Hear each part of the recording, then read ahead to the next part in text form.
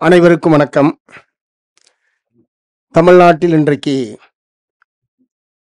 விவாதிக்கப்பட்டு கொண்டிருக்கிற மிக முக்கியமான ஒரு பிரச்சனையை ஒட்டி இத்தகைய ஒருங்கிணைப்பை மேற்கொண்ட கௌசல்யா அவர்களுக்கு முதலில் என்னுடைய பாராட்டுக்களை, வாழ்த்துக்களை தெரிவித்துக் கொள்ள விரும்புகிறேன். மார்க்சிஸ்ட் கம்யூனிஸ்ட் கட்சியை பொறுத்தவரை தோழர் இங்கே பேசியவர்கள் குறிப்பிட்டதைப் போல 2015ஆம் ஆண்டு சட்டமன்ற குழு தலைவராக இருந்த தோழர் ஏ சவுந்தரராஜன் அவர்கள் சாதி ஆணவ கொலைகளை தடுப்பதற்கு ஒரு தனிச்சட்டத்தை இயற்ற வேண்டும் என்கிற ஒரு தனிநபர் மசோதாவை சட்டமன்றத்திலே தாக்கல் செய்தார். அதற்கு அடுத்த ஆண்டு எங்களுக்கு சட்டமன்ற உறுப்பினரே இல்லாமல் போய்விட்டது. 2016ஆம் ஆண்டு. பொதுவாக இந்த மாதிரியான தனிநபர் மசோதாக்களை பொறுத்தவரை சம்பந்தப்பட்ட உறுப்பினர் இருந்தால்தான் அது தொடர்ந்து அங்கே சட்டமன்றத்திலே விவாதத்துக்கு எடுத்துக்கொள்ளப்படும். ஆகவே அது தாக்கல் செய்யப்பட்டதோடு சரி, விவாதத்திற்கே எடுத்துக்கொள்ளப்பட முடியாத ஒரு நிலைமை என்பது தமிழ்நாடு சட்டமன்றத்திலே ஏற்பட்டது. அதற்கு முன்பாக இருந்தே இந்த சாதி ஆணவ கொலைகளுக்கு எதிராக களத்திலே நின்று வீரியமிக்க போராட்டத்தை மார்க்சிஸ்ட் கம்யூனிஸ்ட் கட்சியும் தமிழ்நாடு தீண்டாமை ஒழிப்பு முன்னணியும் நடத்தி கொண்டிருப்பதை இங்க வந்திருக்கிற பலரும் நிச்சயமாக அறிந்திருப்பீர்கள் என்று நான் நம்புகிறேன். எங்களுடைய தோழர்கள் பல பிணவரைகளுக்கு முன்னால் பல நாட்கள் காத்திருக்கிறார்கள். இத்தகைய கொலைகள் நடந்ததற்கு பிறகு பாதிக்கப்பட்ட குடும்பத்துக்கு ஆதரவாக இத்தகைய பிணங்கள் நீதி கிடைக்க வேண்டும் என்பதற்காக தோழர் எவிடன்ஸ் கதிர் போலவே எங்களுடைய தோழர்கள் பிணவரைகளுக்கு முன்னால் நாள் கணக்கில் நாங்கள் நின்றிருக்கிறோம். வருடக்கணக்காக அந்த வழக்கினை நடத்தி கொண்டிருக்கிறோம். இதுல எல்லோருக்குமே என்ன ஒரு புரிதல் இருக்குன்னா, இது பட்டியல் சாதி மக்களுக்கும் பட்டியல் சாதி அல்லாத முற்படுத்தப்பட்ட சாதியினருக்குமான பிரச்சனை என்கிற ஒரு தவறான புரிதல் என்பது பெரும்பாலானோர் மத்தியிலே இருக்கிறது. ஆனால் அப்படி இல்லை என்பதற்கு ஏராளமான உதாரணங்கள் இருக்கிறது. தேதி வாரியாக, அந்த காதல் ஜோடிகள் வாரியாக, ஜாதி வாரியாக ஏராளமான புள்ளி விவரங்கள் எங்களிடமும் இருக்கிறது. தோழர் எவிடன்ஸ் கதிர் அவர்கள் தன்னுடைய வாழ்நாளையே அதற்காக அர்ப்பணித்து ஏராளமான விவரங்களை தொகுத்து சமூகத்திற்கு மீண்டும் மீண்டும் சமூகத்தை பயிற்றுவிக்கிற ஒரு மிக சிறந்த சமூக கடமையை அவர் ஆற்றிக் கொண்டிருப்பவர். ஆகவே எந்த ஒரு சாதியும் இன்னொரு சாதியில் திருமணம் செய்தால் அவர்களை கொல்லுவது என்பதுதான் தமிழ்நாட்டிலே நடைபெற்றுக் கொண்டிருக்கிறது. அதனால பட்டியல் சாதி சார்ந்த பையன் மேல் சாதி என்று சொல்லக்கூடிய ஒரு பெண்ணை திருமணம் செய்தால்தான் ஆணவ கொலை என்பதெல்லாம் கிடையாது. ஆகவே பட்டியல் சாதிகளுக்குள்ளும் கொலை நடக்கிறது, பிற்படுத்தப்பட்ட சாதிகளுக்குள்ளும் கொலை நடக்கிறது, மற்ற சாதிகளுக்குள்ளும் இந்த ஆணவ கொலைகள் என்பது நடந்து கொண்டிருக்கிறது. அதற்கான ஏராளமான விவரங்கள் இருக்கிறது. ஆகவே நாங்கள் 6ஆம் தேதி நானும் தோழர் திருமாவளவன் அவர்களும் தோழர் முத்தரசன் அவர்களும் இந்த ஒரு பிரச்சனைக்காகத்தான், வேற எந்த விதமான கோரிக்கையும் அன்றைய தினம் எங்களிடம் இல்லை. பிரச்சனைகள் நிறைய இருக்கிறது. ஆனால் அன்றைய 6ஆம் தேதி முதலமைச்சருடனான சந்திப்பு என்பது சாதி ஆணவ கொலைகளை தடுப்பதற்கு ஒரு தனிச்சட்டத்தை இயற்ற வேண்டும் என்கிற ஒற்றை கோரிக்கையோடு தான் நாங்கள் 3 பேரும் சேர்ந்து முதலமைச்சர் அவர்களை சந்தித்தோம். இந்த விவரங்களை எல்லாம் சொன்ன ஒரு அரை மணி நேரத்திற்கு மேலாக ஏன் தனிச்சட்டம் வேண்டும், ஏனென்றால் ஏற்கனவே இங்கே பேசியவர்கள் குறிப்பிட்டதைப் போல தமிழ்நாடு சட்டப்பேரவையில் இந்த பிரச்சனையை மார்க்சிஸ்ட் கம்யூனிஸ்ட் கட்சியினுடைய சட்டமன்ற குழு தலைவர் தோழர் நாகை மாலி அவர்கள் எழுப்பிய போது மாண்புமிகு முதலமைச்சர் அவர்கள் எழுந்து இருக்கிற குற்றவியல் சட்டங்களே போதுமானது, தனிச்சட்டம் தேவையில்லை என்கிற அரசினுடைய நிலைப்பாட்டை தமிழ்நாடு சட்டமன்றத்திலே அவர் ஏற்கனவே தெரிவித்து விட்டார். இத்தகைய சூழ்நிலையில்தான் இந்த கடந்த 6ஆம் தேதி எங்களுடைய சந்திப்பு என்பது நடைபெற்றது. ஆகவே ஒரு அரை மணி நேர உரையாடலில் இது எப்படி ஒரு பட்டியல் சாதி மக்களுக்கும் மற்றவர்களுக்குமான பிரச்சனை அல்ல, ஆகவே இது தேர்தலிலே எந்த சாதி வாக்கு போடும், எந்த சாதி வாக்கு போடாது, இந்த சட்டம் கொண்டு வந்தால் எந்தெந்த சாதியெல்லாம் நமக்கு எதிராக போகும் என்கிற முறையில் தமிழ்நாடு அரசாங்கம் கருத வேண்டிய அவசியமில்லை. எல்லா சாதியிலும் இத்தகைய ஆணவ கொலைகள் என்பது நடந்து கொண்டிருக்கிறது என்பதையெல்லாம் நாங்கள் விளக்கியதற்கு பிறகு அவர் ஓரளவுக்கு அதிலே ஒரு உடன்பாடான மனநிலைக்கு வந்ததாகத்தான் நாங்கள் 3 பேருமே உணர்ந்தோம். ஏதோ நான் மட்டும் உணர்ந்ததா சொன்னால் அது தப்பா போயிடும். நாங்கள் 3 பேருமே உணர்ந்தோம். ஆகவே இந்த கருத்தரங்கின் வாயிலாக தமிழ்நாடு அரசாங்கத்தை நான் வற்புறுத்த விரும்புவது, வரக்கூடிய சட்டமன்ற கூட்டத்தொடரிலேயே சாதி ஆணவ கொலைகளை தடுப்பதற்கான தனி சட்டத்தை இயற்றுவதற்கு தமிழ்நாடு அரசாங்கம் முன்வர வேண்டும் என்று இந்த கருத்தரங்கின் வாயிலாகவும் மார்க்சிஸ்ட் கம்யூனிஸ்ட் கட்சியின் சார்பாகவும் தமிழ்நாடு முதலமைச்சரை நான் வேண்டி கேட்டுக்கொள்ள விரும்புகிறேன். ஏனென்றால் அதற்கான எல்லா விதமான நியாயங்களும் இருக்கிறது. இரண்டாவது, இந்த சட்டம் வந்ததனாலேயே எல்லாம் தீர்ந்து விடுமா என்கிற ஒரு கேள்வியை சமூகத்திலே வைக்கிறார்கள். சட்டம் வந்தா எல்லாம் தடுத்துட முடியுமா? இப்ப ஏற்கனவே வன்கொடுமை தடுப்பு சட்டம் இருக்கிறது, வன்கொடுமை இல்லாமல் போய்விட்டதா? இந்த மாதிரியான கேள்விகள் எல்லாம் எழுப்பப்படுகிறது. சட்டம் வந்தாலும் முற்றிலும் அது தீர்வதற்கு, முற்றிலும் அது இல்லாமல் ஒழிவதற்கு ஒரு கால அவகாசம் என்பது எடுத்துக்கொள்ள வேண்டியிருக்கலாம். உதாரணத்துக்கு சதி சமூகத்திலே ஏற்றுக்கொள்ளப்பட்ட ஒன்றாக இருந்து பின்னாடி சட்டம் வந்து இப்போது சதி என்பது அநேகமாக இல்லை, சதி என்பது முற்றிலும் இந்தியாவில் ஒழிக்கப்பட்டு விட்டது. அதே மாதிரி பட்டியல் சாதி பெண்கள், நாடார் பெண்கள் மார்பகங்களை வெளிப்படையாகத்தான் வைத்திருக்க வேண்டும், தோல் சீலை போட்டு மூடக்கூடாது என்கிற ஒரு சட்டம் இருந்து அதற்கு எதிராக நீடித்த போராட்டத்தை நடத்தி இன்றைக்கு எவனாவது அப்படி சொல்ல முடியுமா? ஆகவே இப்படி பல நல்ல முன்னுதாரணங்கள் இருக்கிறது. ஆகவே நாம் நம்பிக்கை இழக்க வேண்டிய அவசியம் இல்லை. அதற்காகத்தான் இதை சொல்லுகிறேன். இப்படி பல சட்டங்கள் நம்முடைய முன்னோர்கள் போராடி பெற்ற காரணத்தினால்தான் அடுத்த நாளே அது ஒளிந்து விட்டதா இல்லையா என்று பார்த்தால் ஒழியாமல் இருக்கலாம்.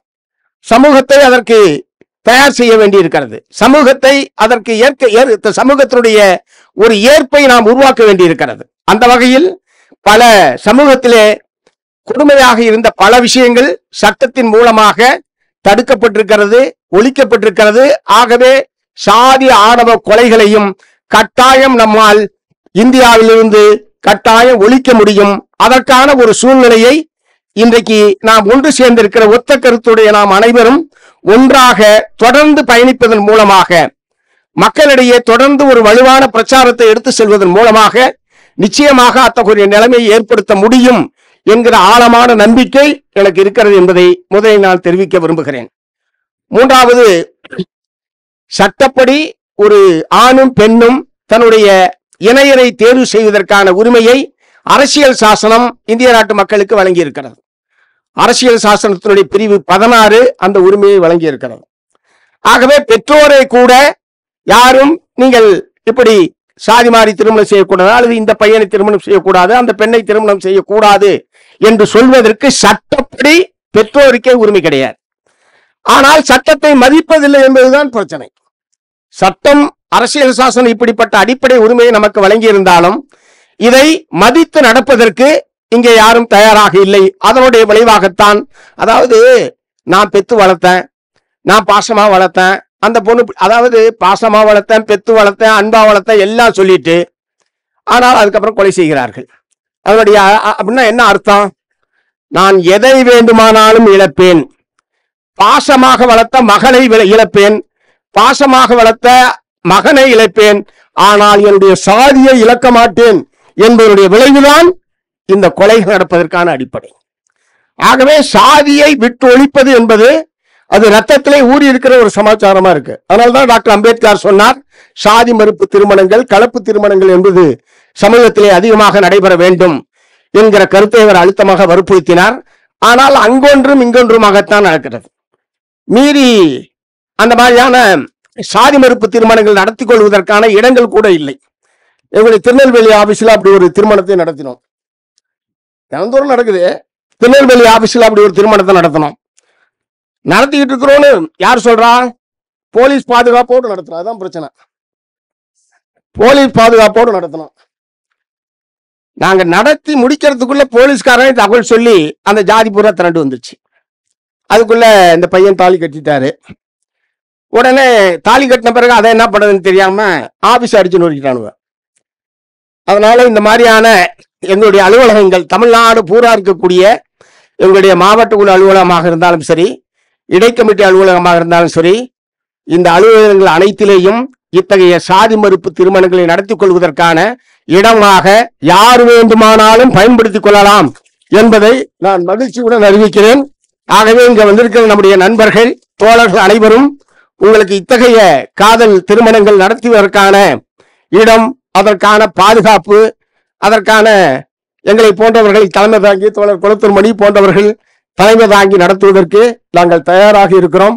அதனால தைரியமா காதலிங்க, காதலிச்சு வாங்க, திருமணத்தை செய்து வைப்பதற்கு நாங்கள் தயாராக இருக்கிறோம் என்பதை நான் சொல்ல விரும்புறேன். ஆனால் அதே நேரத்தில் எல்லா சாதியிலும் முற்போக்காளர்கள், ஜனநாயகவாதிகள் இருக்கிறார்கள் என்பதை நாம் மறந்துவிடக் கூடாது.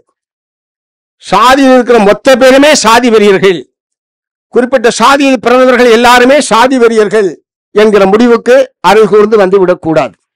ஆகவே ஒவ்வொரு சாதியிலும் இருக்கக்கூடிய முற்போக்காளர்கள், ஜனநாயகவாதிகள், இத்தகைய சமூக சீர்திருத்த சிந்தனை கொண்டவர்கள், இவர்களை அடையாளம் கண்டு அவர்களை நாம் ஒன்று திரட்டுவதன் மூலமாகத்தான் சாதி வெறியர்களுக்கு எதிராக ஒரு பெரும் முறையை தமிழகத்திலே நம்மால் உருவாக்க முடியும். அந்த வகையில் இந்த நபர்களை அடையாளம் காணுவதும் அவர்களையெல்லாம் சாதி வெறியர்களுக்கு எதிராக களத்திலே நிறுத்துவதற்கான ஒரு திட்டமிடுதலை நாம் மேற்கொள்ள வேண்டும். அந்த வகையில் மார்க்சிஸ்ட் கம்யூனிஸ்ட் கட்சி இப்போது நாங்கள் ஒரு இந்த செல்வ கணேசனுடைய இந்த சாதி ஆணவ கொலையான அங்கு தோழர்கள் சொன்ன மாதிரி கடந்த ஓராண்டு காலத்தில் திருநெல்வேலியில் 240 கொலைகள், மொத்தத்தில் 240 கொலைகள் திருநெல்வேலி மாவட்டத்தில் மட்டும் நடந்திருக்கிறது. அங்க என்ன நடக்குதுன்னு தெரியல, எல்லாமே வெறிபிடிச்சு திரிஞ்சிட்டு இருக்கானான்னு தெரியல. 240 கொலைகள் நீங்க யோசிச்சு பாருங்க. நீங்க ஒரு மாவட்டத்தில் இது மூடி மறைக்கப்பட்ட கொலைகள் எவ்வளவுன்னு தெரியாது. இது காவல்துறை வழக்கு பதிவு செய்திருக்கிற கொலைகள் எண்ணிக்கை தான் 240. நீங்க வேற எங்கேயாவது இதே மாதிரி யோசிச்சு பாருங்க. யாராவது ஒரு நிம்மதியா போயிட்டு திரும்பி வந்துருவான்றதுக்கான உத்தரவாதம் ஏதாவது இருக்க முடியுமா? தோழர் சொன்ன மாதிரி பதிலுக்கு பதிலாக இருந்தாலும் 240 என்பதெல்லாம் நம்மால் கற்பனையே செய்ய முடியாத அளவுக்கு பெரும் கொலைவெறி பிடித்து அலைகிறார்களா என்று கருதத்தக்க அளவுக்கு நிலைமை ரொம்ப கைமீறி போய்கொண்டிருக்கிறது. ஆகவே மிகவும் அவசரமாகவும் அறிவுபூர்வமாகவும் இடைவிடாமலும் இத்தகைய பிரச்சனையில் நாம் தலையிட வேண்டிய மிக முக்கியமான ஒன்றாக இந்த சாதி வெறிக்கு எதிராகவும் சாதி ஆணவ கொலைகளுக்கு எதிராகவும் களம் காண வேண்டிய. ஆனா என்ன ஒரு சின்ன ஒரு ஒலிக்கீற்று எனக்கு படுதுன்னா, செல்வ கணேசனுடைய கொலைக்கு பிறகு ஏற்கனவே ஒரு சில பேர் சாதி ஆணவர்களுக்கு எதிராக சட்டம் வேண்டும் தனியா பேசிக்கிட்டு இருந்த மாதிரி இருந்தது. இப்ப கொஞ்சம் சமூகத்தில் ஆமாம் அது நியாயம்தான், இந்த மாதிரி ஒரு சட்டம் தேவை என்கிற ஒரு ஆதரவான ஒரு போக்கு தமிழகத்தில் இப்போது வந்திருப்பதாக நான் கருதுகிறேன். அதை அன்றைக்கு முதலமைச்சரிடம் சொன்னோம். நீங்கள் என்ன வேணுமானாலும் உங்களுடைய கட்சி நிலைப்பாட்டை வைத்துக் கொள்ளுங்கள், ஆனால் இந்த கொலைக்கு பிறகு இப்படி ஒரு கருத்தோட்டம், ஒரு விவாதம் என்பது தமிழகத்திலே நடைபெற்றுக் கொண்டிருக்கிறது. ஒரு ஆதரவான நிலை ஏற்பட்டிருக்கிற சூழ்நிலையை அரசாங்கம் சரியாக பயன்படுத்திக் கொள்ள வேண்டும் என்கிற கருத்தை நாங்கள் அன்றைக்கு வற்புறுத்தினோம். இப்போதும் இந்த கருத்தரங்கின் வாயிலாக தமிழ்நாடு அரசுக்கு நான் வற்புறுத்த விரும்புவது, எங்களை பொறுத்த வரைக்கும் ஓட்டு கூட்டு இதெல்லாம் எங்களுக்கு பிரச்சனையே கிடையாது. கூட்டு சேர்ந்து நாங்க 50 இடத்துல அங்க எம்எல்ஏக்கள் போறது இல்லை. ஓட்டுக்காக நின்று அதற்காக நாங்க ஓட்டை எதிர்பார்த்து எந்த ஒரு பிரச்சனையிலையும் நிலைப்பாடு எடுக்கக்கூடிய கட்சி அல்ல மார்க்சிஸ்ட் கம்யூனிஸ்ட் கட்சி என்பதை நீங்கள் அறிவீர்கள். ஆகவே அது ஒரு பிரச்சனையே கிடையாது. அது தேர்தல், ஒரு குறிப்பிட்ட காலத்தில் நடைபெறுகிற தேர்தல், ஒரு அரசை தேர்ந்தெடுப்பதற்கான ஒரு தேர்தல். அந்த முறையில் அந்த நேரத்தில் யாரோடு உடன்பாடு செய்து கொள்வது, போட்டியிடுவது என்பது வேறு. ஆனால் இது போன்ற பிரச்சனைகள் என்பது ஒட்டுமொத்த தமிழகத்தினுடைய முன்னேற்றத்தை, தமிழகத்தினுடைய வளர்ச்சியை பாதிக்கக்கூடிய ஒரு முன்னேறிய நாகரிக சமூகம் என்று நாம் சொல்லிக் கொண்டிருப்பதற்கு அருகதையற்ற ஒன்றாக தமிழ்நாடு மாறிக்கொண்டிருக்கிற போது இதுதான் ஆக முக்கியமான பிரச்சனை என்கிற முறையில் தமிழக மக்களை சாதி வெறியிலிருந்து விடுவிப்பது, தமிழ் மக்களை இத்தகைய ஆணவ கொலைகளில் இருந்து விடுவிப்பது என்ன கொடுமைன்னா, படிச்சவன் தான் அதை செய்யற. இந்த சரவணன் தானே அவன் பேரு, சுர்ஜித்ங்கிற அந்த பையன், அது வேற எங்களுடைய அகில இந்திய பொதுச் செயலாளர் இருந்தவர் சுர்ஜித். அவரு பேரை வச்சுக்கிட்டு இருந்தான்னு தெரியல. நான் விசாரிச்சேன், அந்த குடும்பத்துக்கு எங்க கட்சிக்கு ஏதாவது தொடர்பு இருக்கான்னு, ஒன்றும் இல்லைன்ட்டாங்க. அப்புறம் எப்படி பேர் வச்சான்னு தெரியல. ஏன்னா சுர்ஜித்ன்றதெல்லாம் பஞ்சாப் மாநிலத்தில் இருக்கக்கூடிய அவங்க தான் அந்த மாதிரிலாம் பேர் வச்சுக்குவாங்க. மார்க்சிஸ்ட் கம்யூனிஸ்ட் கட்சியினுடைய அகில இந்திய பொதுச் செயலாளராக விடுதலை போராட்ட வீரர் அவர். விடுதலை போராட்ட வீரர் அவர். ஹர்கிஷன் சிங் சுர்ஜித்னு நீண்ட காலம் இந்திய அரசியலில் அதான் பேருக்கும் குற்றவாளிகளுக்கு சம்பந்தம் இல்லைன்றதுக்கு மாதிரிதான் இருக்கு. நான் கூட விசாரிச்சேன் அப்படி ஏதாவது இருக்கான்னு. அப்படி ஏன்னா எனக்கு ரொம்ப இந்த சுர்ஜித்னு பேரை கேட்டானோ ஏதாவது ஒரு வகையில் நம்முடைய குடும்பத்தோடு கட்சி இதோடு தொடர்புள்ள ஒருத்தரா இருந்துட போறான் அப்படின்ற ஒரு பதட்டம் இயல்பாகவே எனக்கு வந்தது. அதனால உடனடியா தூத்துக்குடிக்கு போன் பண்ணி, திருநெல்வேலிக்கு போன் பண்ணி, அப்புறம் தூத்துக்குடியில் ஏற்கனவே அவங்க பூர்வீகம்னு சொல்லி தூத்துக்குடிக்கு சொல்லி அவங்க பூர்வீகத்தில் போய் விசாரிச்சு கடுகளவு சம்பந்தமே உள்ள கம்யூனிஸ்ட் கட்சிக்கு அந்த குடும்பத்துக்குன்றத தெரிஞ்சுக்கிட்ட பிறகுதான் எனக்கு நிம்மதியாச்சு. ஏன்னா அது ஒரு முக்கியமான இது இல்லையா? இல்லைன்னா அதுவே கூட ஒரு விவாத பொருளாக ஆகியிருப்பதற்கான வாய்ப்பு என்பது இருக்கிறது. ஆகவே நாம் ஒட்டுமொத்தமாக தமிழகத்திலே இது ஒரு அவசியமான இந்த மாதிரியான கொலைகள் நடப்பது எந்த குடும்பத்தில் நடந்தாலும். இன்னொன்னு, இந்த கொலைகாரர்களுக்கு கிடைக்கிற ஆதரவு இருக்கு பாருங்க. தோழர் பாப்பா மோகன் சொன்ன மாதிரி யுவராஜுக்கு கிடைத்த அந்த ஆதரவு, அந்த குறிப்பிட்ட சாதியிலிருந்து கிடைத்த ஆதரவு என்ன ஒரு அக்கிரமமா இருக்கு பாருங்க. கொலைகாரனை கொண்டாடுறான், கொலைகாரனை கொண்டாடுகிற ஒரு சமூகமாக குறிப்பிட்ட அந்தந்த சாதி இருக்கும் என்று சொன்னால் இது எவ்வளவு கடினமான ஒரு பணியை நம்முடைய தோளிலே நாம் சுமந்து கொண்டிருக்கிறோம் என்பதை நாம் புரிந்து கொள்ள வேண்டும். ஆகவே இது எல்லோரும் ஊர் கூடி தேரிழுப்போம் என்று சொல்வார்கள். நாம் ஊர் கூடி தேரிழுப்போம். நிச்சயமாக சாதி ஆணவ கொலைகளை தடுப்பதற்கான ஒரு நல்ல சட்டத்தை நாம் தமிழகத்திலே உருவாக்குவோம். உருவாக்க வேண்டிய கட்டாயத்தை அரசுக்கு ஏற்படுத்துவோம் என்று சொல்லி வாய்ப்புக்கு நன்றி கூறி நிறைவு செய்கிறேன். வணக்கம்.